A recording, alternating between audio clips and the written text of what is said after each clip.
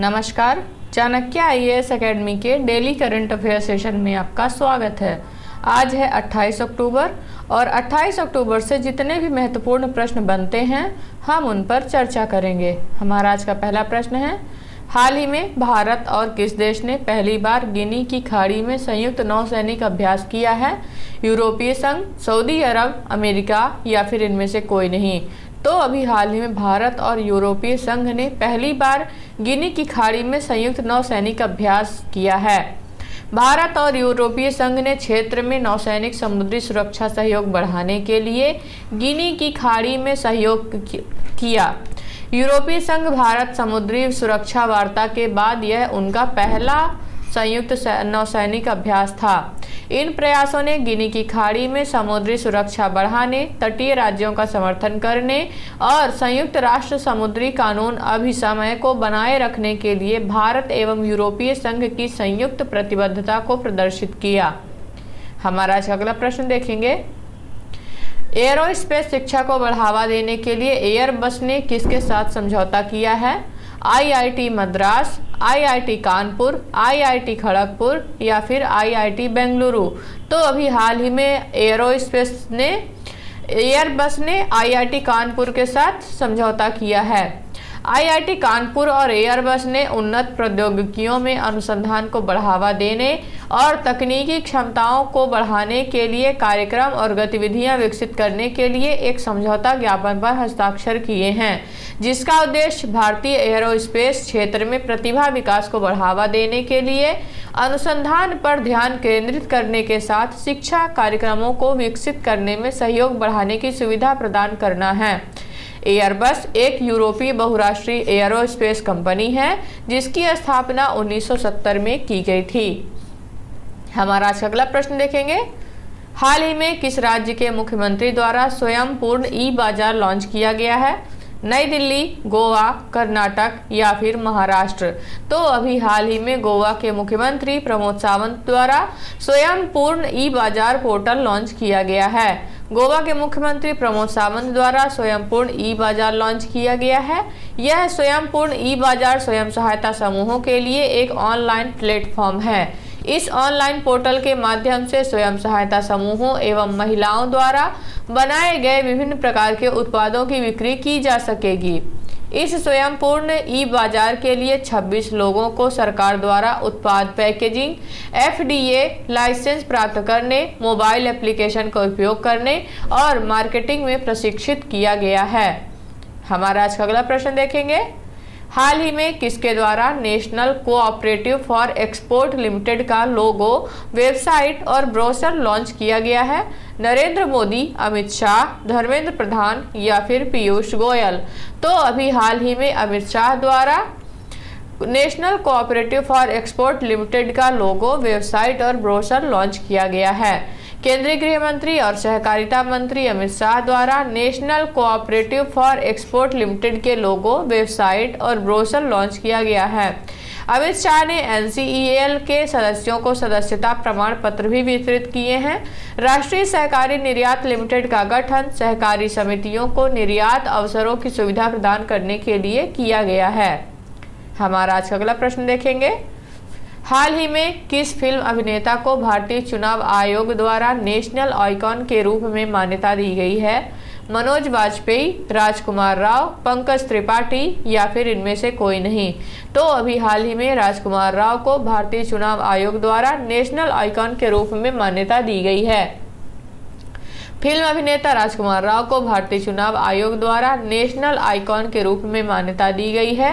भारतीय चुनाव आयोग ने मतदाताओं, विशेषकर युवाओं को जागरूक करने के लिए यह कदम उठाया है।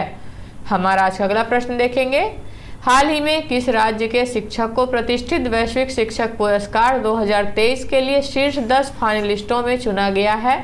पश्चिम बंगाल, महाराष्ट्र, बिहार या फिर झारखंड? तो अभी हाल ही में पश्चिम बंगाल के एक शिक्षक को वैश्विक शिक्षक पुरस्कार 2023 के लिए चुना गया है। पश्चिम बंगाल के शिक्षक दीप नारायण नायक को प्रतिष्ठित वैश्विक शिक्षक पुरस्कार 2023 के लिए शीर्ष 10 फाइनलिस्टों में चुना गया है। यह प्रतिष्ठित पुरस्कार यूनेस्को और दुबई केयर्स के सहयोग से यूके स्थित वर्की फाउंडेशन द्वारा प्रतिवर्ष आयोजित किया जाता है। दीप नारायण नायक का चयन शिक्षा के क्षेत्र में उनके असाधारण समर्पण, विशेषतः कोविड-19 महामारी जैसे चुनौतीपूर्ण समय के दौरान को रेखांकित करता है। हमारा आज का अगला प्रश्न देखेंगे।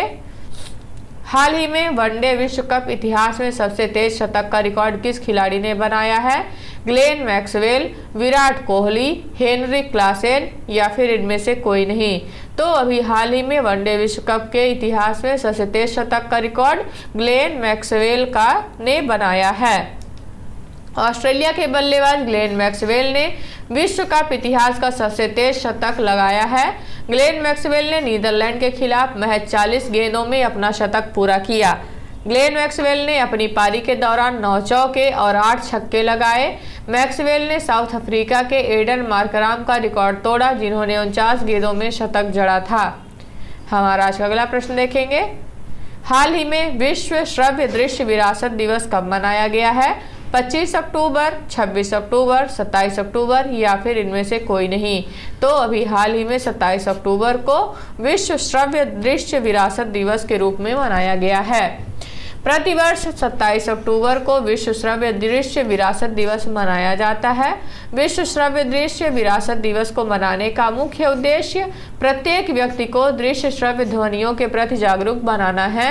साथ ही दृश्य श्रव्य दस्तावेजों के महत्व को राष्ट्रीय पहचान के एक अभिन्न अंग के रूप में स्वीकार करने पर केंद्रित करना है। विश्व श्रव्य दृश्य विरासत दिवस 2023 की थीम रखी गई है, दुनिया के लिए आपकी खिड़की है। हमारा आज का अगला प्रश्न देखेंगे। शेनझोउ 17 नामक मानव युक्त अंतरिक्ष यान किस देश ने लॉन्च किया है? चीन, जापान, कोरिया या फिर इनमें से कोई नहीं। तो अभी हाल ही में चीन ने शेनझोउ 17 नामक एक मानव युक्त अंतरिक्ष यान लॉन्च किया है। चीन ने जियुक्वान सैटेलाइट लॉन्च सेंटर से शेनझोउ 17 मानव युक्त अंतरिक्ष यान लॉन्च किया।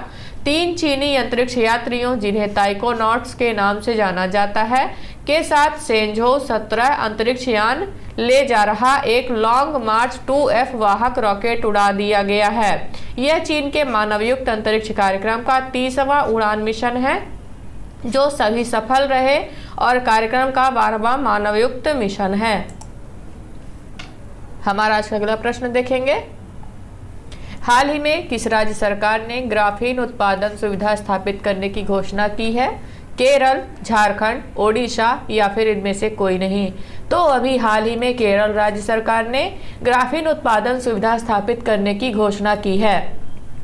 केरल सरकार ने ग्राफीन की एक पायलट उत्पादन सुविधा स्थापित की है, जिसकी लागत 200 करोड़ रुपए की होगी। केरल डिजिटल यूनिवर्सिटी कार्यान्वयन एजेंसी होगी और किन्फ्रा को बुनियादी ढांचे के विकास के लिए एक विशेष प्रयोजन वाहन के रूप में नियुक्त किया गया है। ग्राफीन के बारे में जानेंगे तो यह दुनिया में अब तक ज्ञात सबसे पतला और मजबूत पदार्थ है और इसमें पारदर्शी और हल्का होने के साथ साथ अच्छी रासायनिक स्थिरता, उच्च विद्युत चालकता और एक बड़ा सतह क्षेत्र है। तो ये रहे आज के हमारे कुछ महत्वपूर्ण प्रश्न। आशा करते हैं चाणक्य IAS अकेडमी द्वारा चलाया जा रहा करंट अफेयर सेशन आपको पसंद आ रहा होगा। हमारे ऐसे और भी कंटेंट से जुड़ने के लिए चैनल को सब्सक्राइब करें और बेल आइकन दबाना ना भूलें। धन्यवाद।